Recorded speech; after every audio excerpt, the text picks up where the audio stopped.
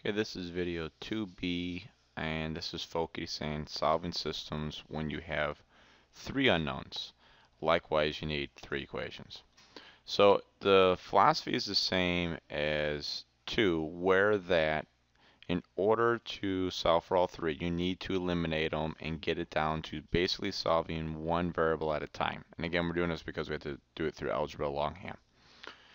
So again, if you have three unknowns, three equations, your idea is to eliminate one variable at a time. So then if you can get rid of one of them, you have two equations with two variables. And then what we learned from our last video is we can eliminate another variable and solve one equation with one variable at a time. And then obviously substitute it back in for the other equations and eventually get all three unknowns. So that's kind of what we have here um, in this objectives. Pick two equations and eliminate one of the variables. So then you have two equations, two variables, and then pick up what we did before. And again, your answer is going to be written as x, y, z. Again, it's one solution. It's one point, like for instance in three-dimensional space, but it's composed of three pieces. All right, so here's the scenario. Here's the system right here. Notice we have x, y's, and z's to solve for.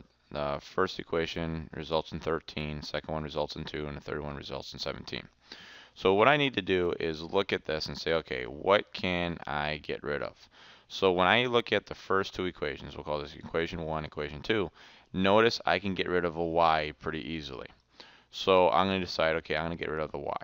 So if I just simply add those together, the y's drop out, and I have x's and z's left over.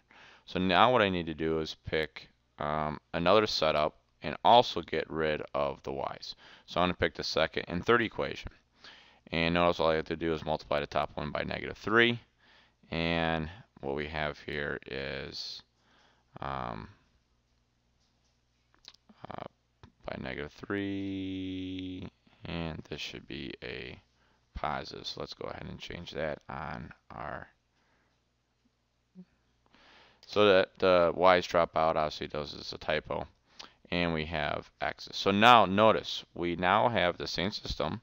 I combine equations and I have now an equation with x and z and another equation with x and z. So I'm going to basically take those two equations and make a system with two equations. And that's what we have here. And then notice I want to get rid of the x's, so I multiply by 2 and 5 respectively. And I get rid of the x's now, and I now narrowed it down to one equation with one variable z. And then I solve from here. So now that I got 5, now you work backwards. So now I got to solve for both x and y still. So I take the z, plug it into the two equation system, and solve for x. Okay, so just evaluate it, plug it back in. And now that I have both a z and an x, I plug it back into any one of the three equations originally started with. And here's my x value, here's my z value, I'm solving for y. And finally, y is equal to 0. So we found an x, a y, and a z. Let's go ahead and look at all this together. So, it's kind of small print, but we at least see what we have here. So again, I eliminated the y's here and here, built a 2 by 2 system, meaning two variables, two equations, and then narrowed it down to one equation, one variable, we can see right here. And then built it back up to get all three pieces. All right, let's go ahead and take a look at another scenario here. I'm going to go ahead and keep this zoomed out. Obviously you can look at the notes and a little closer, but I'm just going to go through the scenario here. So notice, well, let's zoom in here.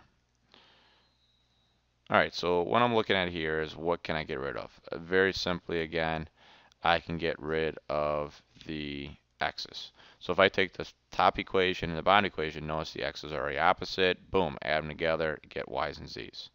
So let's say, okay, how can I take the second and third equation? Well, I'll just multiply the bottom one by 3, and we're in good shape. So notice the x's drop out, and I got y's and z's.